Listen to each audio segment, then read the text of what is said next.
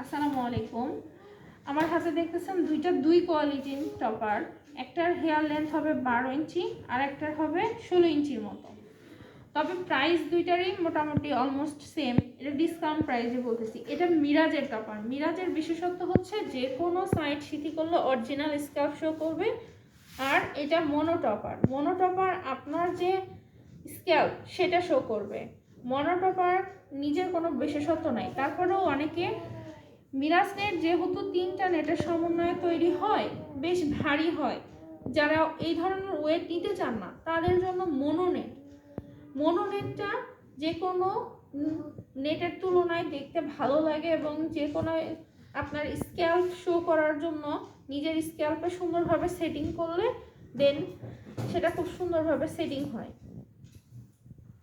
এটা এইচডি নেটও বলা হয়।